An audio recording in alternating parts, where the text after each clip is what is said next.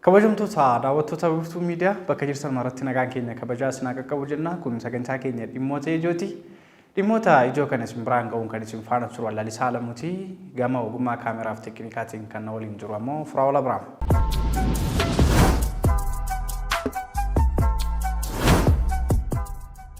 Egaa dhimmoonni ijoo keenyaarraa haalota biyyattii keessatti yookaan Itoophiyaa keessa ta'aa jiraniif akkasuma kan addunyaarra jiruutii fi taatee akka qe'ee keenyaatti jiran illee kan isin biraan geenyu ta'a jechuudha. Egaa tokko jennee jalqaba irratti dhimmoota ijoo keenyaan kan kaasuudhaaf yaalu yeroo ammaa kanatti egaa Oromoo fi Oromiyaan aaga dhaga'uudhaaf gurri isaanii akkasuma iji qalbii isaanii gara Tanzaaniyaatti qaariitti kan inni jiru waraanni bilisummaa Oromoof mootummaan qondaaltota waraanaa isaatii fi qondaaltota isaa warra dhimma kanarratti hojjechuudhaaf achi jiran ergeetti jira. Akkasuma waraanni bilisummaa Oromoos akkasii dhimmi nagaa kun maalirra ga'ee kan jedhu fooliin araaraa gama Tanzaaniyaatti as bubbisuun akkamittiin eegalin jira karaa cufaatti godhamaatti jira kan jedhu yaadonni garaagaraa sooshaal miidiyaarra bubbisaati kan isaan jiranii. Haa ta'u egaa hawwii fi fedhii akkasumas immoo jaalalli uummanni Oromoo yeroo ammaa kana nagaa hawaa dheebotaatti jiru hedduu kan nama ajaa'ibu ta'ee jira. Egaa nagaan uumamaa ilma namaatiif murteessaadha. Namni yookaan hawaasni tokko waggaa hariiroo jireenya isaatii keessatti walitti dhufuu, waliin mari'atu, dubbatee wal dubbachiisu, fayyaa keetii osoo hin jedhin dura nagaadha jedhee erga nagaa wal fuudhee booda gara fayyaa dhuunfaatti ceetii kan inni wal gaafatu. Kun maal agarsiisa? Nagaan bu'uura ilma namaatiif jireenya isaatiif daran murteessaa ta'uudha kan inni agarsiisu jechuudha. Egaa araarri yookaan immoo mariin araaraa Tanzaaniyaatti eegalameetii jiru kun marroo lammaffaadhaaf wayita ta'u inni lammaffaa kun egaa keessa bubuleeti kan inni jiru amma ammaatti fooliin isaa yookaan ibsi gamaa gabanaa bee hin jiru. Haa ta'uti malee torban dabarsine keessa waraanni bilisummaa Oromoo araaraaf Tanzaaniyaa jiraachuu isaa ibsaa fuula tokko baaseen addeesseeti kan inni ture. Gama mootummaa Itoophiyaatiin garuu miidiyaaleen Itoophiyaa ka foolii ka sanii qaban in ibsanii kan isaan turan jechuudha. Miidiyaaleen akka Addis Standard, BBC Afaan Oromoo akkasumas ammoo miidiyaaleen idil addunyaa garaagaraa dhimma araara mootummaa Itoophiyaa fi waraana bilisummaa Oromoo gidduutti ta'aatii jiru gabaasaatii kan isaan turani. Dhimmi kun egaa garamitti deemaa maalirra jira kan jedhu fooliinsa agayyonaatti ololawwan sooshaal miidiyaarraa namoo akka garaa isaatiitti xiinxalaatii fi dudubbataatii jirurraa akka hafe ifatti kana jedhamee waan ibsame hin jiru. Uummanni Oromoo garuu nagaa akka addaatti eeggataatti kan inni jiru jechuudha. Sababa rakkoo nageenya Oromiyaa lixaaf akkasuma kibba Oromiyaa giddugala Oromiyaa keessatti ta'aa jiruuf roorri siyaamaan akka malee dhalateeti kan inni jiru jechuudha. Sana furuudhaaf araarrii fi nagaan kun fala waarawaadha jenneeti abdanna. Nutis egaa dhimmoota ijoo keenyaan dhimma ijoo addaa goone kan irratti dubbataatii jirru dhimma nagaa Oromoof Oromiyaati. Qe'een keenya nagaa ta'uu qaba, jireenyi lammiilee keenyaa eegumsi isaa eegamuu qaba kan jedhu bu'uureffanneeti. Egaa dhimma Tanzaaniyaa jiruuf maree jiru irratti waan haarawaan hin jiru dhimma ijoo keenyaatiin. Haa ta'uti malee garuu akka Wiirtuu Miidiyaatti jala buunee hordofnee kan isin biraan geenyu ta'a. Dhimmi ijoon keenya inni jabaan inni lammaffaa irratti isin biraan geenyu ammoo egaa Ministeerri ittisa raayyaa ittisa biyyaa mana maree miseensota mana maree ministeerotaatiif ibsaa kennaniitiin egaa sababa bulchitoonni sadarkaa gadiirra jiran nageenya sirnaan kabachiisuu dadhabanii fi raayyaan ittisa biyyaa hojiilee isa madaalle yookaan hojiilee isa gadii hojjechuudhaaf bobba'eetii jira jechuudhaan bulchitoonni gara gadii nageenya isaanii kabachiisuu irratti rakkoo uumaa akka jiran ibsaniiti kan isaan jiran jechuudha. Raayyaan ittisa biyyaa silaa daangaa biyyaa kabachiisuu bakkeewwan rakkoo hamaan jiranitti bobba'ee nageenya sana mirkaneessisuutii fi daangaa hawaasaaf nageenya hawaasaa waliigalaa tumsuu irratti kan bobba'uu qabu. Sababa bulchitoonni sadarkaa gadiirra jiran nageenya kabachiisuu dadhabaniif garuu raayyaan ittisa biyyaa dirqama isaa bahuudhaaf dirqamaati kan inni jiru jechuudhaan ibsaniiti kan isaan jiranii. Dr. Diimaa Nagoo koree dhaabbii kataa'anii miseensota mana maree bakka bu'oota uummataa keessatti jechuudha. Dhimma ministeerri raayyaa ittisa biyyaa kaasan kanarratti wayita ibsa dabalataa kennanitti egaa rakkoo xixiqqoo kan jiru qaamolee siyaasaa biradha. Qaamolee siyaasaa rakkoowwan jiran kana yoo furan dhimma raayyaan ittisa biyyaa hojii idilee isaatiin alatti hojii biraa hojjetuuf hin jiru ture. Kanaaf qaamoleen siyaasaa haalota dureewwan siyaasaan jiran akka furan jechuudhaan ibsa addaa kennaniiti kan isaan jiran jechuudha. Egaa yeroo garaagaraatti sababoota walitti bu'iinsa adda addaatiin raayaan ittisa biyyaa rakkoo fala ta'uudhaan yookaan immoo gidduu seentummaadhaan waamicha naannoleetiinis ta'uu danda'a. Dhimmi sun dhimma ulfaataa wayita ta'u gidduu seentummaadhaan yeroo inni itti seera kabachiisuudhaaf yookaan nagaa eegsuudhaaf deemu yookaan birmatu yookaan bobbii isaa raawwatu ni jiraata. Sanaan wal qabatee rakkoo bulchitoonni sadarkaa gadirra jiran uumaniif raayaan ittisa biyyaa haala san keessa seenuudhaaf dirqama kan jedhu ministeerri raayyaa ittisa biyyaa egaa Dr. Abrahaam Balaay ibsaniiti kan isaan jiranii kanuma jabeessuudhaan Dr. Diimaa Nagaoosii qaamoleen siyaasa keessatti hirmaatan nagaaf tasgabbii irratti hojjechuu qabu jechuun ibsaniiti kan isaan jiran. Dhimmi ijoo keenya sadaffaan immoo gara Oromiyaatti hoggaan isin deebisu egaa waldaan hakiimota Oromiyaa rakkoowwan sababoota garaagaraatiin Oromiyaa keessatti mul'atan kanneen akka hongee, balaa uumamaa, dhibee fi weerara garaagaraa irratti hawaasa isaanii dirmachuudhaan ogummaatiif akkasuma qabeenya walitti qabuudhaan bakka rakkoon jirutti deemanii hawaasa tajaajiluudhaan beekamu. Torban dabarsine kana keessa wiirtuu miidiyaan akkuma oduu isaatiin isin biraan gahaa turre waldaan hakiimota Oromiyaa gara godina Wallagga Lixaa akkasuma Qellem Wallaggaatti imaluudhaan rakkoon warri dhibee busaa godina Qellem Wallaggaa Beegii fi Qondaala akkasumas naannoo sana keessatti geggeessaa jiru kanaan dura gabaafamaa fi mamaatii tureen ol danqaa fi rakkoo uumaa akka jirudha kan inni ibsee jiru. Gama biraan Qellem Wallaggaa keessatti illee lakkoofsi namoota dhibee busaaf yookaan weerara kanaan qabamanii miidhamaa jiranii daran hammaataa fi ulfaataa ta'uu ibseeti kan inni jiru waldaan hakiimota Oromiyaa. Yeroo ammaa kanas egaa bakka sanatti argamuudhaan gargaarsaa fi tumsa garaagaraa kennuuttidha kan isaan jiranii. Haa ta'uti malee haala qabatamaa achi jiruutiin garuu yeroo ammaa kanatti ka gabaafamuuf ka himamu caalaa weerarri kun lubbuu namaa dabalatee qabeenya hedduu jireenya hawaasaa garmalee miidhaa akka jirudha kan isaan ibsanii jiranii. Egaa balaa kana jalaa yookaan weerara kana jalaa deeggarsa isaaniitiin namoonni garaagaraa hawaasa baraaruudhaaf tumsa garaagaraa gumaachaati kan isaan turani ammallee kan jiran jechuudha. Gama biraan dhaabbanni Akmol Initiative for Development jedhamu ammoo deeggarsa walitti qabuudhaan magaalaa Finfinnee naannoo Makaniisaa jedhamee beekamu mooraa sagalee Misraachoo ka Makaneesus keessatti deeggarsa walitti qabaati kan inni jiru. Gama kanaatiin namoonni deeggaruu barbaadan aarsaa yookaan immoo meeshaalee garaagaraa hawaasa saniif kennuu gumaachuu barbaadan Makaniisaa mooraa Misraachoo sagalee Misraachoo jedhamu keessatti argamu keessatti gumaachuu danda'u jechuudha. Egaa waldaan hakiimota Oromiyaa bakka sanatti argamuudhaan ragaa qabatamaa waliin lakkoofsaan kaayate kan inni jiru jechuudha. Dhibeen weerarri busaa kun ka duraan ture caalaa yeroo ammaa kana hawaasa dararaa akka jirudha kan hubanne jechuudha. Egaan kabajamtoota daawwattoota keenya dhimmootni ijoo keenya ammallee akkuma itti jira ammoo UN Itoophiyaa keessatti yoo xiqqaate namoonni 760 ol ta'anii balaa roobaa cimaa akkasumas immoo sigiga lafaatiin namoonni hedduun miidhamanii akka jiran akkasumas immoo lubbuun namootaa 33 ta'an darbuu gabaasaa qabatee beetiin addeesseeti kan inni jiru jechuudha. Egaa qindeessaan gargaarsa namoomaa UN gabaasaa haaraa baaseen sababa balaa kanaan lubbuun namoota 33 darbee jira jechuudhaan ibsee jira. Balaawwan hamaa garaagaraatiin kanneen saaxilaman baatii muraasaan asitti jechuudha.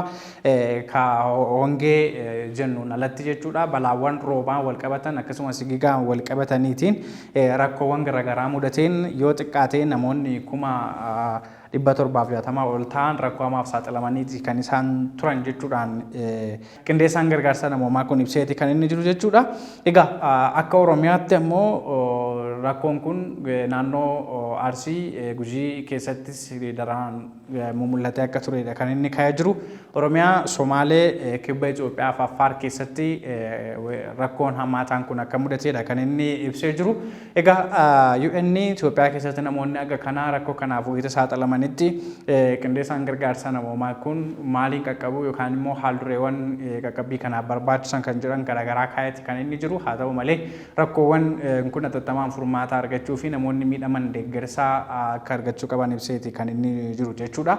Egaa haalli rakkoowwan balaa tasaa balaa uumamaatiin wal qabatan kun dubbii dhimmoota ijoo hawaasni keenya itti walii dirmachuu dhaabbilee miti mootummaa garaagaraas ta'e mootummaan irratti dirmatee hawaasa isaa tajaajiluu fi bakka itti deebisuu qabudha jechuudha. Kanumaan Itoophiyaa keessatti rakkoowwan walitti bu'iinsaa dabalatee rakkoowwan uumamaatii fi akkasuma roobaa fi lolaallee hammaataa kan jiru ta'uu isaati.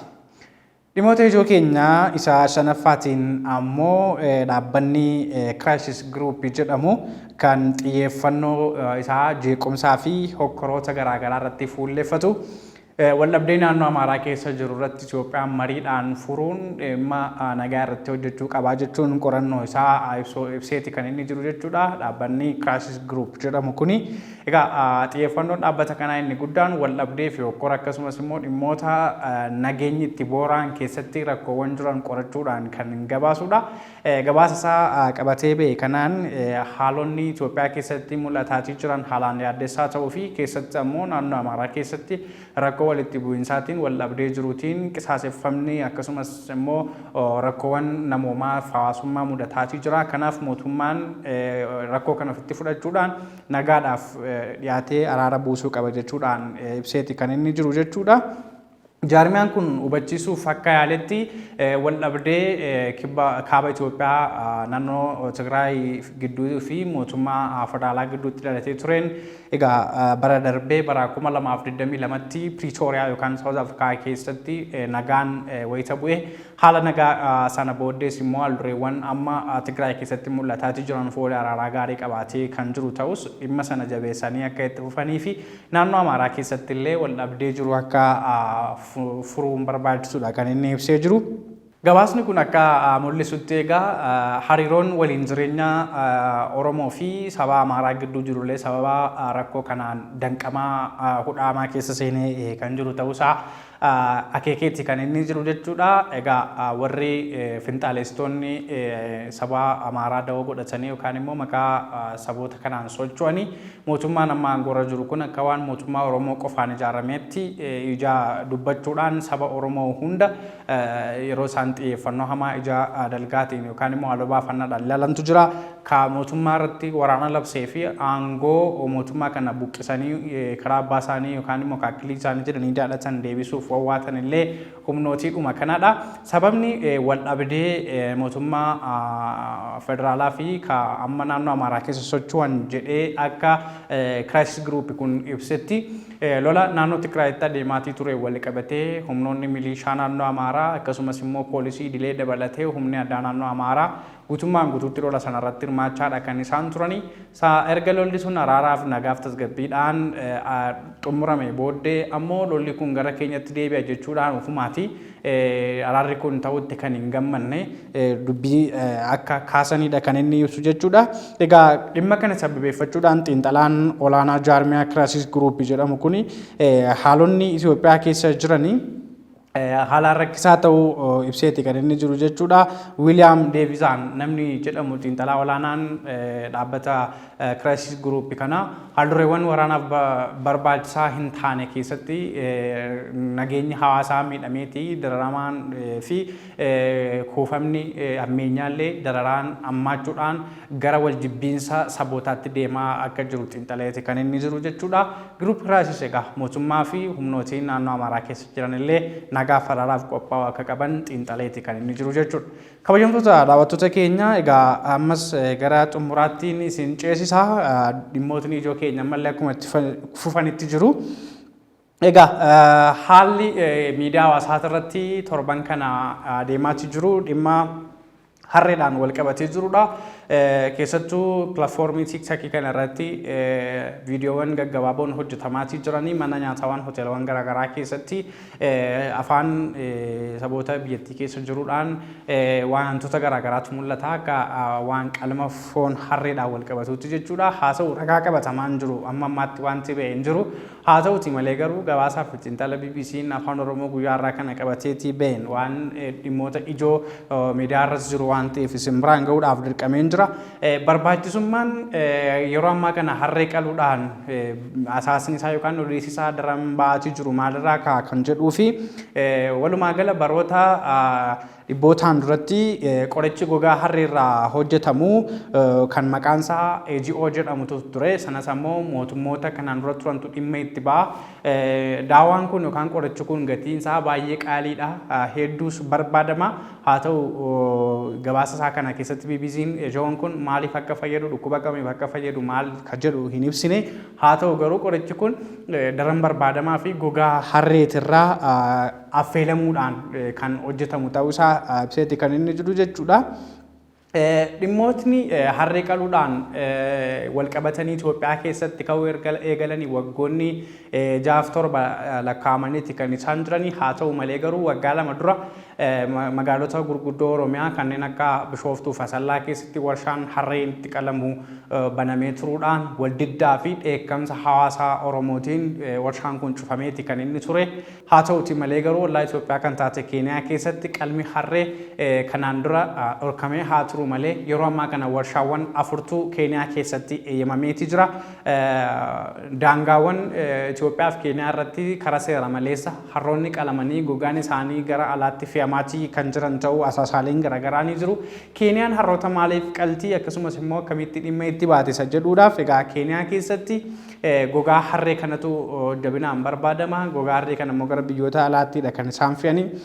Baay'inni harroota Keeniyaa keessa jiranii waggoota 2 darban keessatti harroota miliyoona 1,800 yookaan miliyoona 1.8 ta'an baay'inaan kan turantu ture. Haa ta'uti malee garuu erga qalmi harree seeraan biyyattii keessatti eeyyamamee ture dhumaatiin yookaan immoo barbadeeffamuun harroota magaalaa waan gurguddoo Keeniyaa keessatti yaaddessaa ta'eeti ture. Sanaan Keeniyaan harree qaluu dhorkiteeti kan isheen seeraan labsee turte. Garuu baatiiwwan muraasa dura dhorkaa kana kaasuun ishee Itoophiyaadhaaf yaaddoo guddaa ta'eeti kan inni jiru jechuudha. Harroonni Itoophiyaa keessa jiran baay'een isaanii gara karaa walqixxeedhaan kutuudhaan Keeniyaadha kan isaan galanii gama biraatiin immoo karaa Mooyaalee ba'uudhaan adeemsa seeraan alaa yookaan immoo gurgurtaa seeraan alaatiin gara Keeniyaatti gurguramaatti kan isaan jiranii. Walumaa gala Keeniyaa keessatti guyyaatti harroota 1,200 oltu qalamee oola akka gabaasni BBC kun addeessutti jechuudha. Isaan kana keessaa garuu dhibbantaan 80 akka ta'an dhibba keessaa harki 80 jechuudha harroota Itoophiyaa irraa gara Keeniyaa deeman ta'uu isaati. Kanumaan wal qabatee egaa harroonni Itoophiyaa keessa jiran haalli inni itti jiru yaaddessaatii fi haala ulfaataa irra jiraachuudha kan himamu. Egaa daddabarsi daldalaa harree kun harroota baay'inaan lakkoofsaanii heddummatu daldaltoonni manarra deemuudhaan gatii harree qaalessuudhaan gara Keeniyaatti akka fe'aatii jiranidha kan qondaalli tokko BBC'tti himee. Akka BBC'n gabaasa keessatti himee jirutti obbo Dastaa Araggaa namni jedhamu daldalli seeraan alaa yookaan immoo geejjibsiifamni harree kun karaa lamaan Itoophiyaadhaa gara Keeniyaatti akka deemudha kan isaan himanii. Inni jalqabaa walqixxee irraan kutee Walaayittaa keessa qaxxaamuruudhaan Daamaaroo keessa bahuudhaan gara Keeniyaa kan seenu wayita ta'u, inni biraan Yaaballoo irraan kutee gara Turkaanitti magaalaa Keeniyaa isa bakka harreen itti qalamaa jirutti kan geeffamu ta'uu isaati.